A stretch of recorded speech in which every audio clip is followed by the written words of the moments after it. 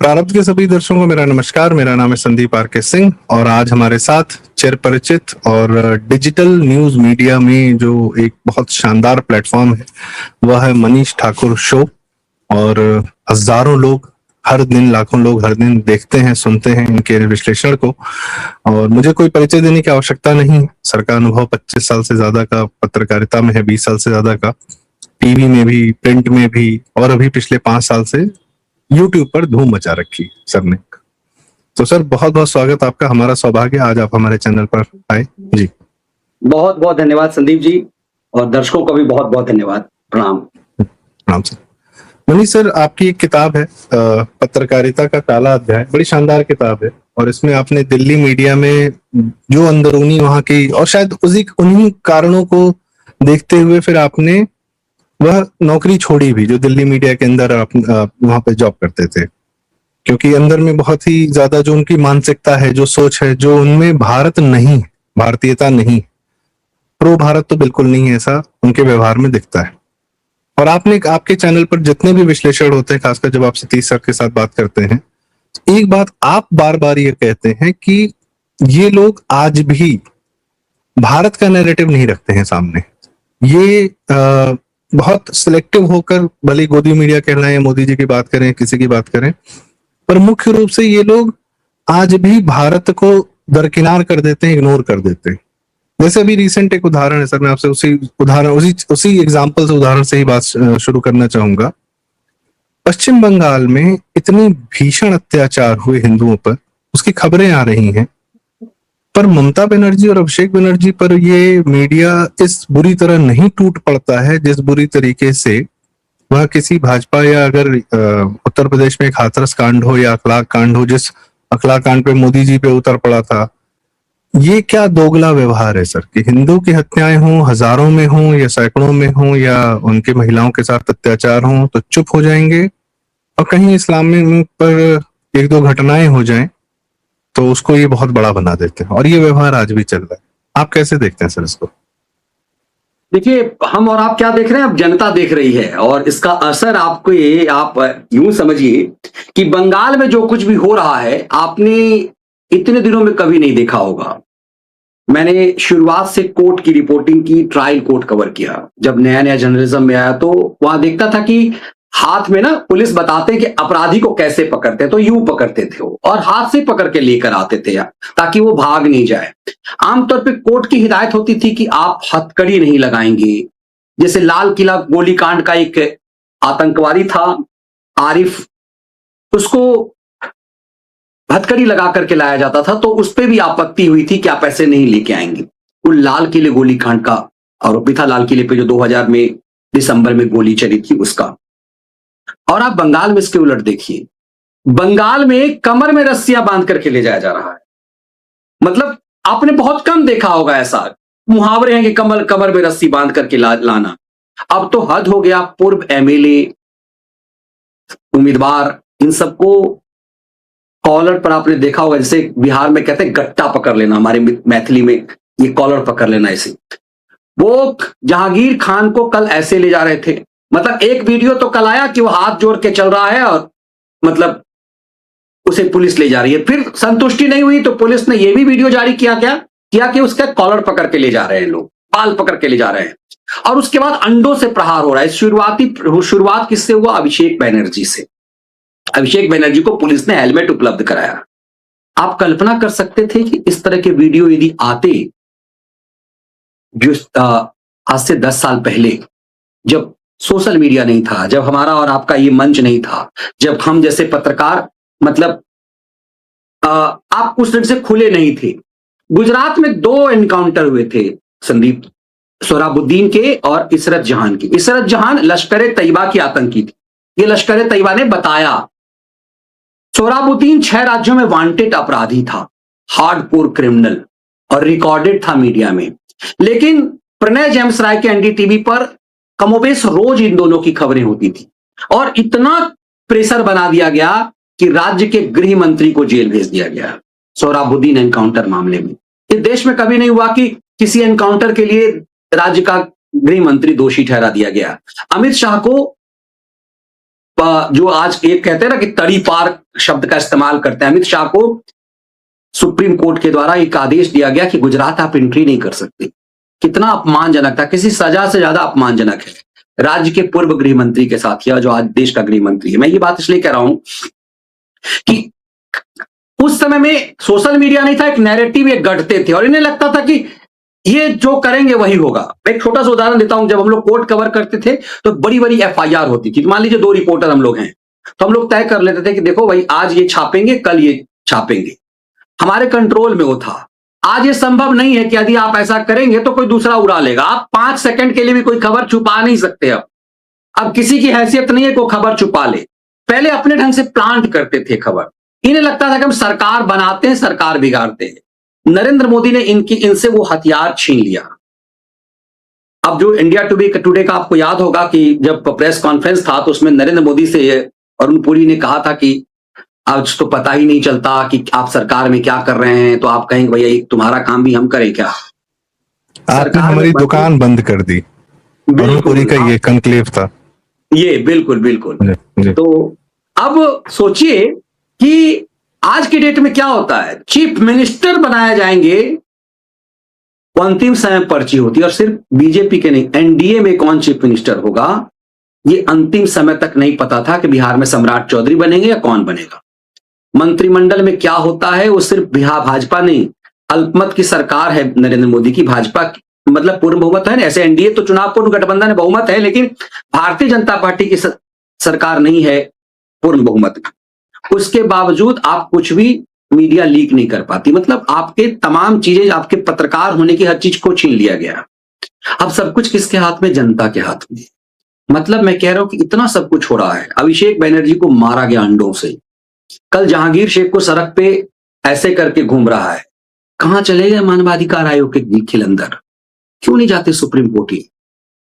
आज क्यों नहीं? क्योंकि आपका नैतिक पतन हो गया है, चारित्रिक पतन हो गया है। आज यदि सुप्रीम कोर्ट में मानवाधिकार आयोग के लोग जाएंगे, जूते खाएंगे। आज यदि सुप्रीम कोर्ट का कोई जज स्वतः संज्ञान लेगा इस पर ना कि आपने कॉलर क्यों पकड़ा, तो आपका मतलब समझिए आपकी साख खत्म हो जाएगी। क्योंकि जनता को अच्छा लग रहा है ये। आप जनता के मिजाज के खिलाफ, ये डेमोक्रेसी है। इस डेमोक्रेसी में आप, हमारा संविधान कहता है we the people of India, लेकिन इस देश के पत्रकारों ने we the people of India का पालन ही नहीं किया। जो आप पॉइंट जो उठा रहे हैं ना उसका, उन्होंने क्या किया, मतलब मैंने अपनी पुस्तक में भी लिखा है, 9:30 बजे का जो शो होता था ना संदीप, वो कहा जाता था कि सोनिया गांधी के लिए होता है। सोनिया गांधी डिनर करती हैं, बैठती हैं। तो सोचिए आपके देश के जो सो कॉल्ड बड़े पत्रकार हैं, वो 9, 9:30 का जो प्राइम टाइम है वो सोनिया के डिनर का टाइम था। इसीलिए उस टाइम वो डिनर करती हैं तो मैडम देखती हैं। इस देश में चैनल के दफ्तर में तय होता था कि मनमोहन सरकार का मंत्री कौन होगा। उराडिया टेप की दलाली में आपने सुना भी होगा, वो हमने अपनी पुस्तक में भी उसका पूरा एक चैप्टर केजरीवाल के मंत्री भी सर, और केजरीवाल का पूरा जो चार्टर था आम आदमी पार्टी का, वो भी मीडिया वालों ने ही तय किया था। बिल्कुल। केजरीवाल के यहाँ तो सर पत्रकार ही भरे पड़े थे सब। तो बड़ा पत्रकार कौन था? आज देखिए कि टेलीविजन चैनल पे आपको आज से 10 साल पहले जो हर चैनल पे दिखते थे वो सब गायब हो गए।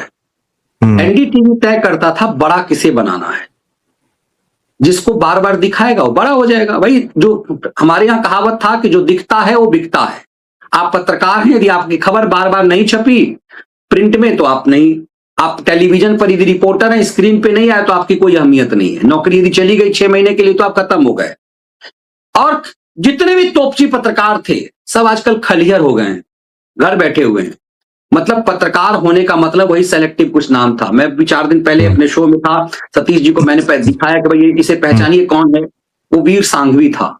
इस देश में नैरेटिव तय करता था वीर सांघवी। राडिया टेप दलाली में उसकी है, विनोद शर्मा, ये आलोक शर्मा, ये तमाम ऐसे ऐसे लोग थे बड़े बड़े, ये तय करते थे। वो गुप्ता, प्रणय जयंत राय, विनोद दुआ, जब ये इतने सारे केसेस चल रहे थे करप्शन वाले, आप ही बताते हैं कि वो सड़क पे निकल गया था खाना खाने, और ये वीर सांघवी निकल गया था 5 स्टार होटल का खाना बताने के लिए कि ये 5 स्टार होटल का खाना कैसा होता है। बिल्कुल इस हद तक इन लोग के। और उसके बाद ये तय करते थे कि कौन होटल चलेगा। कौन सा 5 स्टार होटल चलेगा, और उसके लिए क्या होता, जो आपने अच्छा याद दिला दिया, उसके लिए क्या होता था, उन होटलों से फिक्स हो जाती थी। ये जो पार्लियामेंट चल रहा है ना, पार्लियामेंट जब चलता था तो हमारे चैनलों से, जब सुबह से शाम तक हमें रहना पड़ता था पार्लियामेंट में विजय चौक पे, तो विजय चौक पे हमारे ऑफिस के कैंटीन से खाना आता था पैक होकर के, और इन चैनलों पे 5 स्टार होटल से आते थे। उनके ड्राइवर जो खाते थे वो बड़े बड़े चैनल के संपादक नहीं खाते थे। प्रणय जेम्स राय के ड्राइवर जो खाते थे, उसके जो ओवी वैन वाले जो खाते थे, सब बड़े होटलों से आते थे। कैसे, जो आपने याद दिलाया वही, क्योंकि उन होटलों की तारीफ किया जाएगा वहां पर, उनके खानों की। तो चूंकि उनके व्यूअर्स भी वही थे, एनडीटीवी का व्यूअर्स भी एक क्लास था ना, वही 5 स्टार होटल में जाएगा, तो किस होटल में जाएगा ये तय वो पत्रकार करते थे। ये दलाली का लेवल था। और उसके बाद क्या था, आप यदि आए और आपका बैकग्राउंड यदि पता चल गया कि कहीं से आपके फादर परदादा संघ से किसी का रहा वास्ता, तो भाई आपकी नौकरी मुश्किल थी। मैं तो कई बार बता चुका हूं, हमारे एक मेट्रो एडिटर थे, वो आरएसएस के थे, आज के डेट में मौज ले रहे हैं खूब इस सरकार में, अटल जी की सरकार में भी खूब मौज ले रहे थे। मुझे किसी ने बताया कि भैया ऐसा ऐसा है, एक बार उनसे कहो। आरएसएस के प्रचारक मुझे मिले थे, बोले वो बंद कमरे, मुझे कहा किसी को बताना मत, किसी को बताना ना मत। ये खौफ था कि यदि किसी संपादक के लिए पता चल जाएगा कि उसका बैकग्राउंड कहीं आरएसएस से है, आज वो भुना रहे हैं, आरएसएस के ना भी हो तो कह देंगे हम प्रथम वर्ष किए हुए, द्वितीय वर्ष किए। तो ऐसा ही बदला बहुत को नहीं, खिलाड़ी आज भी हैं, खिलाड़ी आज भी हैं। वो कहते हैं ना कि जैसे बंगाल में देखिए ना क्या होता रहा, आजकल बंगाल में फिर हो गया कि जो टीएमसी के गुंडे थे उन्होंने भगवा झंडा लगा लिया है, उन्होंने भाजपा का झंडा लगा लिया। टेलीग्राफ जैसा पूरा अखबार जो ममता के चरणों में लेटा रहता था, आज बता रहा है कि ममता की सरकार में तो बड़ा अत्याचार होता था। भाई तुम ट्रुथ टू पावर वाले जो थे, जो सरकार से हमें सवाल पूछना चाहिए, औकात नहीं थी कि ममता से कोई सवाल पूछ सके। और ममता के राज में जो हिंदुओं पर अत्याचार हुआ, एक पैसे की रिपोर्टिंग नहीं की, और आज टेलीग्राफ जैसा अखबार लेट गया है कि अरे नहीं, शुभेंदु जी बहुत बढ़िया है और ममता के राज में तो बहुत समस्याएं थी। ये क्या, आप ये कैसे देखते हैं सर कि ये हिंदुओं के प्रति अत्याचार पे कैसे आंख मूंद लेते हैं ये लोग? ह्यूमन राइट्स का आपने अच्छा नाम लिया सर, आपने बहुत अच्छी जी कह रहे थे आप। हाँ, मैं कह रहा था ह्यूमन राइट शब्द का नाम कभी बंगाल के हिंदुओं के लिए कभी नहीं इस्तेमाल किया इन अखबार वालों। ये अपना नैरेटिव गढ़ते रहे ना। अब देखिए कि जैसे आपने एक और बहुत अच्छी लाइन याद दिलाई कि सत्ता के खिलाफ पत्रकारिता होती। मैं आपको बताऊं कि एक महिला पत्रकार है, बहुत रिगार्ड करती है मेरा, और एक चैनल में बड़ी जिम्मेदारी में है वो आज के डेट में, और वो एंटी मोदी एजेंडा के कारण बिकाऊ भी है। मैंने उससे कहा भी कि यदि तुम चैनल छोड़ दोगी तो तुम यूट्यूब पे तुम्हारे व्यूअर्स, एक जिहादियों का जो एक एंटी नेशनल एंटी मोदी जो व्यूअर्स है। मैं हमेशा एक बात कहता हूं संदीप आज के डेट में कि पहले जो वोट बैंक थे वो व्यूज बैंक हो गए। ये खैराती जानते हैं उनका इस्तेमाल करना, ये सनसनीबाज जिसे मैं कहता हूं, जिसे मैं पत्रकारिता का पाड़ा कहता हूं, ये सब इस्तेमाल करते हैं, पता है क्या सच है। ऐसा नहीं कि बंगाल का सच इन्हें पता नहीं था। एक बिहार का वो हीरो है, फिल्मी हीरो बॉलीवुड वाला, मतलब बेटी उसकी लुट गई, दोनों बेटा बाप माए से बात नहीं करता है कि तुमने मुसलमान से बहन की शादी कर दी। आमतौर पे क्या होता है, बाप बर्दाश्त करने शत्रुघ्न सिन्हा, चलिए आपने नाम ले लिया, लेकिन देखिए उसकी बेटी ने शादी कर लिया, दोनों बेटे अपनी बहन से बात नहीं करते, शादी के किसी कार्यक्रम में नहीं रहे, लेकिन उसको क्या था, वो सांसद था एक ऐसी स्टेट से, एक ऐसी सरकार में, एक ऐसी पार्टी से जहां जिहादी वोट में यदि वो अपनी बेटी को मना करता कि तुम उससे शादी नहीं करोगी, मेरे घर का नाम रामायण है, मैं शत्रुघ्न सिन्हा हूं, मेरे बेटे का नाम लव कुश है, भाई राम का चरित्र हमने अपनाया है और तुम ये काम कर रही हो, वो नहीं कह सकता था क्योंकि उसकी दुकान चल रही थी उससे। इन सबको शर्म नहीं आती है। मतलब कहने का मतलब जो हम कह रहे हैं वो ये कि इन सबको पता है, सनसनीबाज को पता है ना, सनसनीबाज को सब पता है। वो दीपक को गया वहां पर मोहम्मद दीपक के लिए मार्केट, उसे पता है कि वीडियो बिकेगा क्योंकि उसके वाल पे देखेंगे तो कमेंट्स करने वाले सब जिहादी होते हैं। इन्हें पता है कि मुसलमानों का इस्तेमाल कैसे कर सकते। कांग्रेस को पता था मुसलमानों का इस्तेमाल कैसे कर सकते। अब देखिए कि समाजवादी पार्टी चाहे बीजेपी, बिहार की लालू यादव की पार्टी में लेस मात्र भी मुसलमानों का डेवलपमेंट नहीं हुआ है। मेरे मित्र हैं, कांग्रेस कवर करते रहे हैं साथ में, मैंने उससे कहा मानते हो ना कि मोदी काल में मुसलमानों को हक मिला, सब चीजें मिली हैं, उस समय क्या होता था, जब मैं कांग्रेस कवर करता था तो जो कांग्रेस कवर करने वाले जो मुस्लिम जर्नलिस्ट होते थे उर्दू अखबार के, उनका क्या काम था, वो प्रेस कॉन्फ्रेंस में किसी काम में नहीं रहते थे। वो किसी मौलाना का वहां गए, हर दिन उनका जो है दोपहर का भोजन फिक्स रहता था, बिरयानी और ये अलग अलग मस्जिद में, क्योंकि सरकार का उद्देश्य दो ही था, मस्जिद के मौलानाओं की सैलरी बढ़नी है, मदरसा के शिक्षकों की सैलरी बढ़नी है। इसी से पूरा मुसलमान कौम खुश हो जाता था, कभी मदरसा की सैलरी की जो आम मुसलमानों को क्या मिला इससे कोई फर्क नहीं है। अब बहुत छोटी से सरकारी खर्च में काम हो गया, 5,000 मान लीजिए पूरे स्टेट में मदरसा शिक्षक हैं, उसका बढ़ा दिया 200-200 रुपए, हो गया पूरा मुसलमान खुश। इमाम की 500-500 रुपए सैलरी बढ़ गई, हो गया। अब इस सरकार में आपको मुफ्त में, तुम्हारी 4 पत्नी है तो चारों को शौचालय मिल गया, 4 बीबी है, 3 बीबी है, चलो 4 नहीं है 3 है 2 है, दोनों को उज्ज्वला योजना मिल गया। तो लाभ तो यहां असल फायदा आज भी वही उठा रहे हैं, लेकिन नैरेटिव जो है खुश करने का वो ये था। तो पत्रकारों को पता होता था कि क्या है, लेकिन वो वोट बैंक था और सरकार के एजेंडा पे वो चलाते थे। आज भी वो व्यूज बैंक है। अब सोचिए कि ऐसा तो नहीं कि ये इनको पता नहीं था, बंगाल के इन अखबारों को पता नहीं था कि बंगाल में क्या हो रहा है। सर, इंडिया टुडे के प्राइम टाइम एंकर की बीवी तृणमूल की सांसद थी, उस एंकर को नहीं पता था बंगाल में क्या हो रहा है? क्या हो रहा है उस एंकर को नहीं पता था बंगाल में क्या हो रहा है? किसे नहीं पता था बंगाल में क्या हो रहा है? और आज एकाएक सब कुछ हो रहा है क्या? भाई सरकार तो तमिलनाडु में भी बदली है, डीएमके के साथ तो ऐसा नहीं हो रहा, दूसरे राज्य में तो जब अत्याचार पीक पर चला जाता है तो यही होता है। इसीलिए कई बार धैर्य रखने की जरूरत होती है। देखिए 2021 में जब ममता की सरकार आई थी तो हमारे व्यूअर्स बहुत उतावले होते थे, जब वो कहते थे कि नरेंद्र मोदी को हटा देना चाहिए, अमित शाह नपुंसक है, किसी लायक नहीं है, ये ममता बनर्जी की सरकार बर्खास्त होनी चाहिए, पार्टी क्या कर रही है, एक्शन क्यों नहीं ले रही है। जोश में कुछ नहीं होता है। आज जो कुछ हो रहा है, यदि सोच लीजिए मोदी और शाह ने धैर्य नहीं धारण किया होता, उस समय सरकार बर्खास्त कर दी जाती तो सुप्रीम कोर्ट फिर स्थापित कर देता और इस ममता का वध नहीं हो सकता था। आज देखिए जिस ममता काल चक्र क्या है, जिस ममता बनर्जी ने ईडी के हाथ से फाइल छीनी और ये तमाम खैरातियों का गैंग उसे जस्टिफाई कर रहा था, आज उसी ममता बनर्जी के घर में सीआईडी घुस गई है। और यहां देखिए सीआईडी शब्द हम लोग भूल गए थे, तो टीवी सीरियल का ही याद, सीबीआई ईडी, ये ऐसे नहीं संदीप जी, सीआईडी तो लोकल स्टेट की होती है ना। हाँ जी। ये काम तो सीबीआई करती ना, हर स्टेट में क्या है, हम लोग पिछले 20-25 साल से मतलब बचपन में सुनते थे फलाना के पीछे सीआईडी लग गई है। हाँ। सीआईडी तो एक मुहावरा हो गया था, सीआईडी एक टीवी सीरियल आती थी और हम सुना करते थे कि सीआईडी होती है। सीआईडी कुछ होती है कि हमारी पीढ़ी ने जाना ही नहीं। और एक बार मुलायम ने बोला था आखिरी बार कि हमारे पीछे सोनिया ने सीबीसीआईडी लगा दी। हाँ, तो सीआईडी क्या होती है, एक मुहावरा बन गया था। सीआईडी क्या होती है वो बंगाल दिखा रहा है। अब देखिए क्या है, स्ट्रेटजी कितनी बढ़िया है।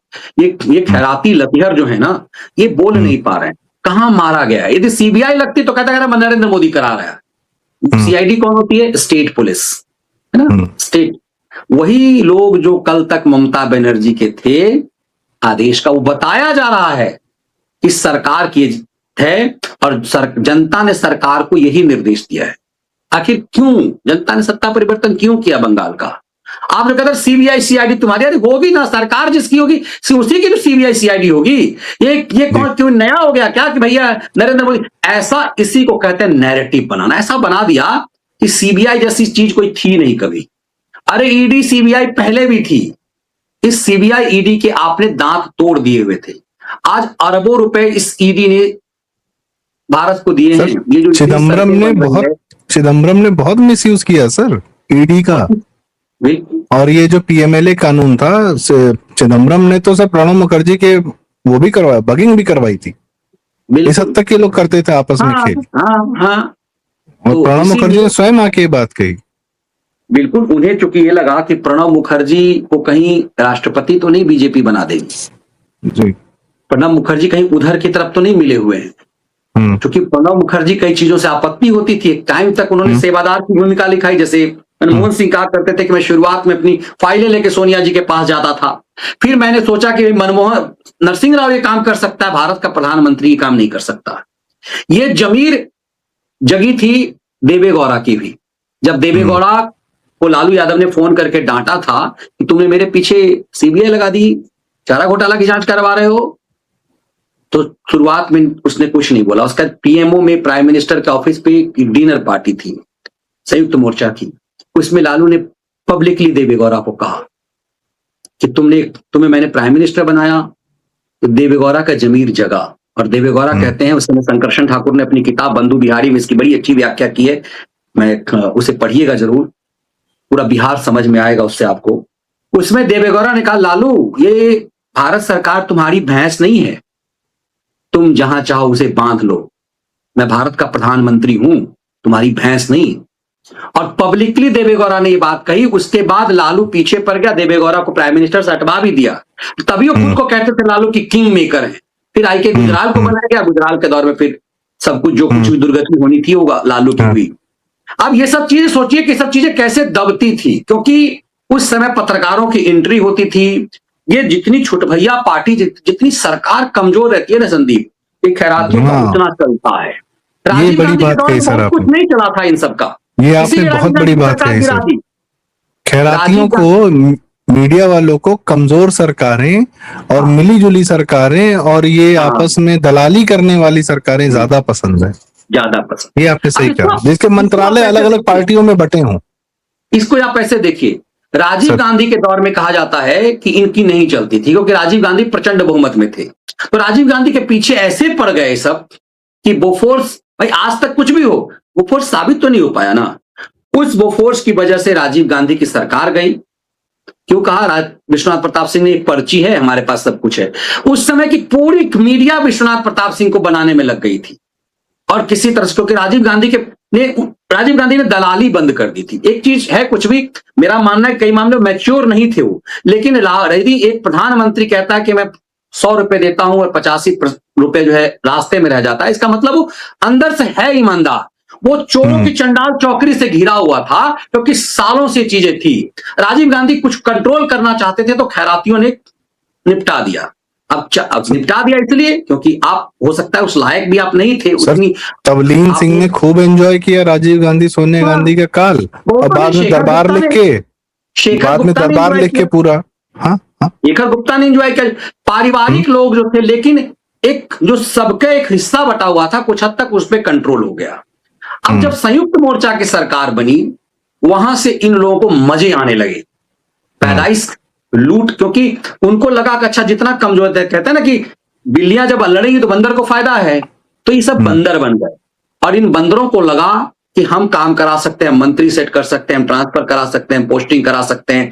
और छुटभैये पार्टी को लगा कि इनकी, चूंकि आप बड़े पत्रकार बैठ रहे हैं प्राइम मिनिस्टर के साथ, मंत्री के साथ, तो छोटे छोटे दलों को लगता था मैं तो वहां बैठ ही नहीं सकता, ये पत्रकार तो वहां बैठता है। तो ये खेल शुरू हुआ, और इसीलिए इनको लगा कि हम अपने हिसाब से नैरेटिव सेट कर सकते हैं। इस सरकार में वो अवसर किसी को मिला नहीं, किसी को भी नहीं मिला, बड़े बड़े अदालत लगाने वाले लोगों को भी नहीं मिला।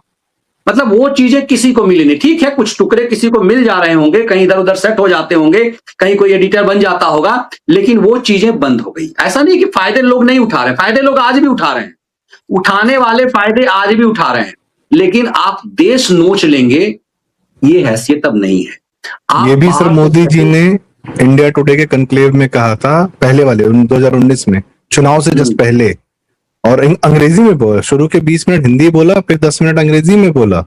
उन्होंने कहा कि ये जो आर्मी की डील्स एंड डोल्स होती थी, इसमें कौन फायदा उठाता था, इसमें आप लोगों ने देश का नुकसान किया है, ये स्वीकार नहीं है। फिर उन्होंने कहा कि इसमें कौन फायदा उठाता था, the entire India knows and the Lutyens Delhi surely knows। और पूरा लुटियन दिल्ली सामने बैठा हुआ था, पूरी बगल में बैठा। इसकी वजह क्या हुई संदीप की नरेंद्र मोदी की सरकार से पहले, चूंकि राजीव गांधी की सरकार आर्मी डील के कारण मर गई, अटल जी की सरकार को फर्जीवाड़ा में मार दिया इन लोगों ने ताबूत घोटाला के नाम से, तो बाद की सरकारों को डर लगने लगा। इसीलिए इस देश का रक्षा डेवलपमेंट हुआ ही नहीं। सरकारें डरने लगी कि भाई ये जो काम करेंगे, यदि डील करेंगे तो दलाल खेल कर देंगे। इसीलिए प्रधानमंत्रियों को, रक्षा मंत्रियों को डर लगने लगा। उन्होंने, क्योंकि आप चोर हैं अंदर से, ये नरेंद्र मोदी के दौर में बदलाव हुआ। और उसके बाद देखिए आपका डिफेंस पूरी तरह से कमजोर हो चुका हुआ था। मनमोहन सिंह के दौर में कोई इस ढंग का डिफेंस डील हुआ ही नहीं, क्योंकि मनमोहन सिंह डरा हुआ था इससे कि इस तरह का डील कोई होगा फंस जाएंगे, कोई होगा फंस जाएंगे, क्योंकि अटल जी की सरकार इन्होंने फर्जी डिफेंस डील लगाकर, और इनको पता है कि भाई राजीव गांधी भी एक तरह से, भाई बोफोर्स साबित तो नहीं हो पाया ना, साबित तो अल्टीमेटली नहीं हुआ, हाईकोर्ट ने भी, मतलब राजीव गांधी मर गए, बोफोर्स साबित नहीं हुआ, और विश्वनाथ प्रताप सिंह पर्ची लेके घूमते रहे कि हम साबित कर देंगे, फ्रॉड साबित हुआ वो आदमी। अब इससे ये निष्कर्ष निकला कि रक्षा एक सेंसिटिव मुद्दा है, देश की जनता आर्मी का बड़ा सम्मान करती है, और ये कतई बर्दाश्त नहीं कर सकती है कि देश में रक्षा डील में गड़बड़ी हो जाए, ये जनता को स्वीकार नहीं है। और ये इसीलिए ये चीजें, मतलब उसके बाद, लेकिन इस दौर में सब कुछ बदला, फिर इस विपक्ष ने वही किया, चाहे राफेल है, कोशिश वही की, यही नब्ज है, इसी नब्ज को, लेकिन वो साबित नहीं कर पाए। सुप्रीम कोर्ट तक में भी कितना रोकने की कोशिश की गई। यदि सर वो एन राम ने, हिंदू का मालिक, हिंदू जो प्रतिष्ठित अखबार जिसको लोग पढ़ के आईएएस आईपीएस बनते हैं, जिसको बताया जाता है कि हिंदू पढ़ना चाहिए, उसका जो मालिक है एन राम, अपने अखबार में आधी उस कागज को आधा का छुपाकर छापता है, और सुप्रीम कोर्ट में उससे बताइए कि पर्रिकर जी का साइन छुपा लिया उसने, साइन छुपा और छापा, और सुप्रीम कोर्ट तक तभी लोगों को लज्जा नहीं। हम रुक गए बात को, जो महिला एंकर की बात कर रहे थे, सर पत्रकारिता तो सत्ता के खिलाफ है ना, सत्ता के खिलाफ पत्रकारिता है। बंगाल में क्यों नहीं किया सत्ता के खिलाफ पत्रकारिता? यस, क्यों नहीं किया? पंजाब में क्यों नहीं कर रहे सत्ता के खिलाफ पत्रकारिता? पंजाब की तो खबर ही नहीं आ रही सर कोई। कर्नाटक में क्यों नहीं कर रहे सत्ता के खिलाफ पत्रकारिता? यदि सत्ता के खिलाफ पत्रकारिता है तो। फिर दूसरी चीज है, जोर जोर से बोलेगा, तुम्हारा रिकॉर्ड कब है सत्ता के खिलाफ तुमने पत्रकारिता की? कब रिकॉर्ड किया तुमने? अच्छा कहोगे कि नहीं सत्ता स्टेट थोड़ी है, तो गुजरात में जब नरेंद्र मोदी की सरकार थी 2002 से लेकर 2014 तक, तो स्टेट में तो बड़ी सत्ता के खिलाफ पत्रकारिता हुई, नेशनल मीडिया सत्ता के खिलाफ कर रही थी, जीना हराम कर दिया उस नरेंद्र मोदी का। भाई 12 साल का तो रिकॉर्ड यही है ना, 2002 से लेकर के 2014 तक सत्ता के खिलाफ। लोग कहते हैं प्रेस कॉन्फ्रेंस क्यों नहीं करते मोदी? अरे कितनी प्रेस कॉन्फ्रेंस कर दी 2002 से 2014 तक, और तुम लोगों को सुन सुन के उनका भी कान पक गया, वो भी समझ गया कि तुम लोग क्या पूछोगे, क्या हम बोलेंगे, छोड़ दो, रहने दो। हर प्रकार से उन्होंने सारे जवाब दे दिए, कोई सुनने को तैयार हो तब तो। इसी से जुड़ा हुआ एक सवाल और है सर। नरेंद्र मोदी ने संदीप 2007 के बाद प्रेस कॉन्फ्रेंस बंद कर दिया। हाँ वही कह रहा हूँ, 5 साल उन्होंने खूब सबने पूछा, सबको जवाब दिया। के बाद उन्होंने क्या किया, प्रेस कॉन्फ्रेंस करते थे और कैमरामैन को बुलाते थे। जब मैं गुजरात गया 2010 में, तो मतलब गोधरा जजमेंट कवर करने, तो करीब 1.5-2 महीना वहां रहने का मुझे अवसर मिला। तो वहीं मैं था, क्योंकि हमारा वहां का जो ब्यूरो चीफ उसने रिजाइन कर दिया था, तो मैं वहां गया था तो गोधरा कवर करने, लेकिन रुकना पड़ा। तो उसमें समझा मैंने बहुत हद तक गुजरात को। तो बताया कि 2007 में जब जीत करके आए, 2002 के बाद 5 साल के लिए उन्होंने खूब प्रेस कॉन्फ्रेंस की, खूब कन्विंस करने की कोशिश की कि ये गलत आप लोग रिपोर्टिंग करते हैं, लेकिन वो थक गए कि ये ससुरे ये फ्रॉडिज्म करेंगे। 2007 के बाद उन्होंने क्या किया, पत्रकारों को नहीं सिर्फ कैमरा पर्सन को अलाउड किया गया। तो पत्रकारों ने विद्रोह किया कि हम कैमरा नहीं ले जाएंगे। उस समय टेलीविजन बहुत थे भी नहीं, 2007-8 में बहुत टेलीविजन 24 घंटे, मतलब इस कदर रेस नहीं था। आ तो गए थे बहुत सारे टेलीविजन चैनल, लेकिन इस ढंग का रेस नहीं था जो 2011-12 के बाद वो भीड़ लगनी शुरू हुई। तो उसके बाद विद्रोह हुआ कि नहीं, हम कैमरा पर्सन नहीं भेजेंगे। तो नरेंद्र मोदी ने कहा ठीक है मत भेजो, हमारा अपना कैमरा रहेगा, हम रिकॉर्डिंग भेज देंगे। सीडी वो भेज दिया करते थे, टीवी चैनलों में सरकार की सीडी चली आती, तुम्हें छापना है तो छापो, तुम्हें दिखाना है तो दिखाओ, नहीं दिखाना मत दिखाओ। उसके बाद ये लाचार हो गए कि वही दिखाया करते थे। प्रेस कॉन्फ्रेंस इसलिए क्योंकि आपने जो काम किया, जो फर्जीवाड़ा किया।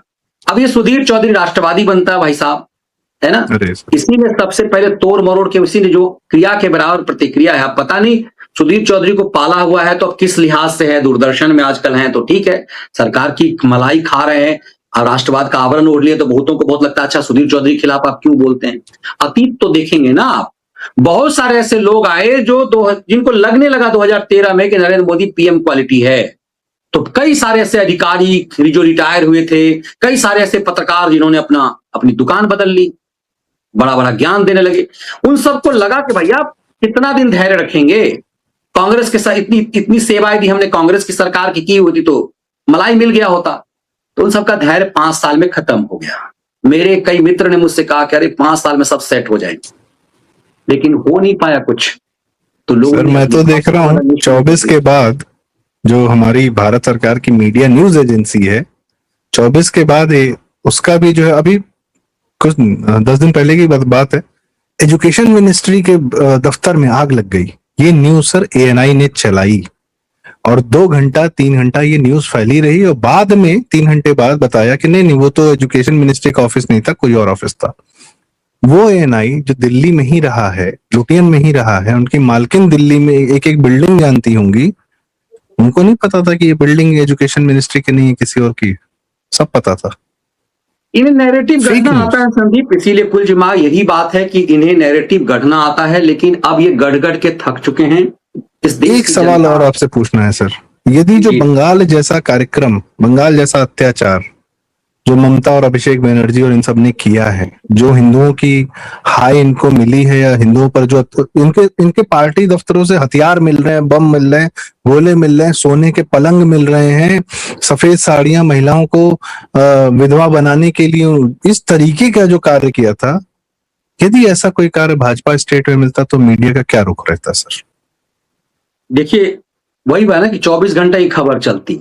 आज ये खबर जानते किस लिए चल रही है? सोशल मीडिया की वजह से, क्योंकि वो वीडियो सोशल मीडिया पर आ जाते हैं, इनकी मजबूरी हो जाती है, एक चैनल दिखाएगा दूसरा दिखाएगा ही, ये इनकी लाचारी है।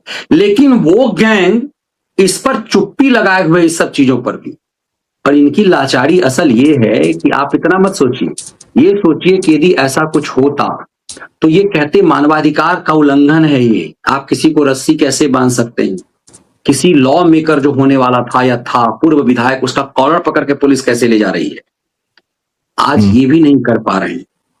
तो ये है कि ये कहते हैं ना कि ये इनका नकाब सबका उतर चुका है। इस जी। देश की, हमेशा मैं यही कहता हूं अक्सर, इस देश की जनता जो चाहेगी होगा तो वही। अब जनता की इच्छा है। बंगाल में क्या हो रहा है, वो एक फिल्मी डायलॉग है ना कि गोली सी नहीं सर जी, इसी की बेटी गाई है कि प्यार से डर लगता है, क्रिएट किया थप्पड़ गया से नहीं है। प्यार से डर बंगाल- लगता है। थप्पड़ से नहीं साहब, प्यार से डर लगता है। तो बंगाल में इन नेताओं को अब एनकाउंटर से नहीं, डंडों से नहीं, अंडों से डर लगता है। और वो देखिए कि जब टीएमसी के गुंडे थे तो मर्डर करते थे, रेप करते थे।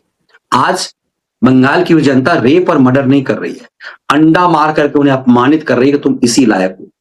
जिस जेल वैन में वो घुसना नहीं चाहते थे, वो जेल वैन में तुरंत घुसते हैं ताकि अंडा न लग जाए।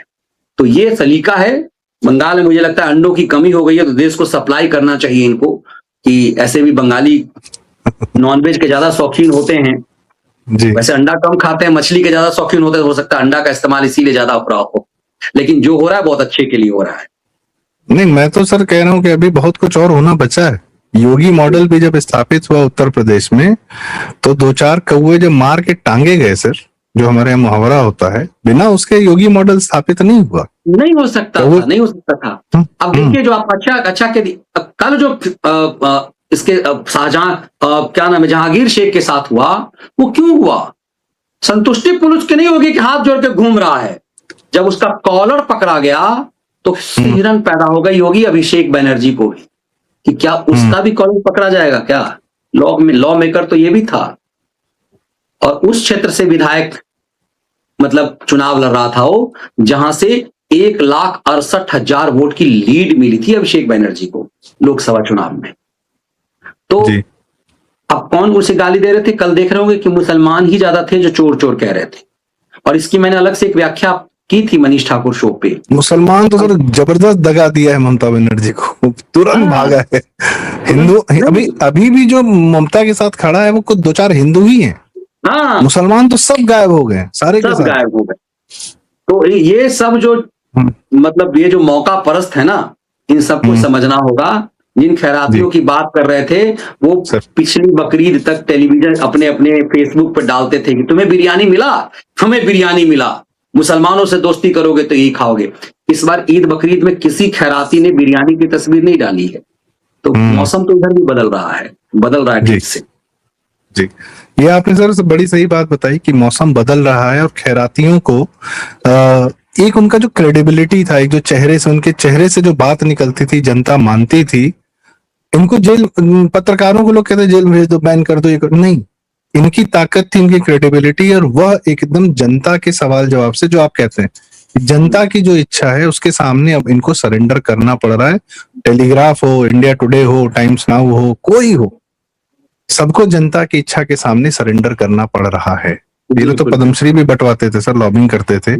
आजकल मुझे तो लगता है सर कि पद्मश्री विनर जितने हैं हमारे 2014 से अभी तक, एक से एक शानदार लोग आए, किन्हीं के जीवन के बारे में एक न्यूज मीडिया गया नहीं बात करने कि इन पर एक डॉक्यूमेंट्री बना ले कि इनका क्या काम है, कि इन्होंने क्या किया है। अब पॉजिटिव न्यूज एक पैसे की नहीं, भारत की जनता को, यंग जनरेशन को, नई जनरेशन को क्लाइमेट के बारे में बताना है तो यार पद्मश्री में कितने लोग क्लाइमेट पे काम किए, उनके जीवन के बारे में बता दो, अपने आप पता चल रहा है। अपने आप पता चल करेंगे क्या? बंगाल के हिंदू के अत्याचार पर बात नहीं करेंगे, कॉकरोचर पर बात करेंगे। क्या है ये कॉकरोच? मतलब एक बेवजह का मुद्दा घुमा रहे हैं, चला रहे हैं, जो आप कहते हैं सर। खैर, तो लेकिन इसी पर आपके शो के माध्यम से नजर बनाए रखते हैं कि जो सतीश सर भी कहते हैं, खबर के पीछे खबर, और जो आप अक्सर कहते हैं कि खैराती जो खबर छिपा ले जाते हैं, वो आप लोग के माध्यम से हमें पता चलती है, वो जो ज्यादा जरूरी है भारत के लिए, बहुत महत्वपूर्ण होती है। मनीष सर, बहुत बहुत धन्यवाद, आज आपने हमें समय दिया, और आपसे अनुरोध रहेगा आगे भी आपसे हम उन मीडिया खबरों के बारे में जाने जो दिल्ली मीडिया छुपा ले जाता है, और वो छुपाने का उसका प्लान है, उसका उसकी नीयत, उसकी आदत है, उसका चरित्र भी। जी दर्शकों, आपके सर कोई क्लोजिंग कमेंट्स हो तो आप, यदि आप कुछ कहना चाहें। जी नहीं, बिल्कुल यही है कि अब इनके बस की बात रही नहीं, अब जनता के हाथ में है ना संदीप जी। अब आपके पास भी मंच है, सबके पास है, इसीलिए आप अब छुपा नहीं सकते। आप जो जिस चीज से आप बड़ा बनते थे, वो जमीन आपकी वहां से छीन ली गई, आपकी साख, आपने बहुत पिन पॉइंट की, साख आपकी खत्म हो गई। और पत्रकार के पास जब साख ही नहीं रहेगा, आपकी विचारधारा से कोई आपत्ति नहीं। भाई विचारधारा, मैं तो कहता हूं कि विचारधारा तो हर किसी का है। आप निरपेक्ष तो भगवान कृष्ण नहीं थे, राम नहीं थे। निरपेक्ष, ये कहेंगे पत्रकार को निरपेक्ष होना चाहिए, निरपेक्ष कैसे रह सकता है? निरपेक्ष आपका एक पक्ष है, और इसमें कोई बुराई नहीं है। आप किसी विचारधारा से प्रभावित हैं, आप इंसान हैं, इसमें कोई बुराई नहीं, अच्छी बात है। लेकिन आप बेईमान और चोर नहीं हो सकते। आप चोर होकर के जोर से नहीं बोलेंगे, मतलब आप चोरी छिपाओगे भी, सच छुपाओगे भी। विचारधारा से प्रभावित होना अलग बात है, सच छुपाना अलग बात, फ्रॉड करना। तो ये सब फ्रॉड कर रहे थे, इसीलिए इनकी साख खत्म हो गई। जो पत्रकारिता का, जो पत्रकार का, जुडिशियरी और पत्रकारिता का के पास तो साख ही सबसे है ना महत्वपूर्ण। यदि वही आपका खत्म है तो फिर अब कोई मायने नहीं रह गया। सही बात है जी। तो ये बड़ी बात है, और दर्शक हमारे सबसे बड़ी बात है सर, जो आपने कहा, जनता जो है, जो दर्शक है, वह जानता है कि सही साख किसकी होनी चाहिए, किसकी है। या अब कॉकरोचों को तो जनता ही सड़क पे निपट ले रही है। एक ऑफ इंडिया के रितिका चंदोला हैं, वो उतरी जंतर मंतर पे, उन्होंने बहुत सारे इंटरव्यूज कर लिए कॉकरोचों के, इसलिए वही बता दी। वो भी यंगस्टर है, यंग पत्रकार है। ऑफ इंडिया के अभिनव है, क्या नाम है, कभी मैं भूल रहा हूँ, मिश्रा है करके। तो बच्चे ही आजकल यूट्यूब पर उतर कर बता दे रहे हैं कि सही क्या है क्या नहीं, और बहुत समय नहीं लग रहा। जो झूठ पहले ये लोग छिपा ले जाते थे, अब उसको उजागर होने में बहुत समय नहीं लग रहा। तो मनीष सर, बहुत बहुत धन्यवाद। आपका जो निरंतर प्रयास है, दर्शकों 10:30 बजे का जो मनीष ठाकुर शो एक लाइव है रात में, वो यूट्यूब पे न्यूज की दुनिया में देखे जाने वाला किसी भी चैनल को बीट कर देता है वो हर समय। उनके जो नंबर, जो लोग उसको उस समय देखते हैं, वो शो जरूर देखें। मनीष ठाकुर सर का हर दिन 2-3 विषय पर विश्लेषण रहता है, जरूर देखें, क्योंकि आपको वो पता चलेगा जो दिल्ली आपको कभी बताएगा नहीं। दिल्ली मतलब दिल्ली मीडिया, उसका चरित्र आज भी वही। मनीष सर, बहुत बहुत धन्यवाद, आज आपने हम समय दिया। और सर की किताब भी जरूर पढ़ें, बहुत डिटेल्ड किताब है, आप लोग जरूर पढ़ें। अमेजोन पर उपलब्ध होगी, पत्रकारिता का काला अध्याय के नाम से।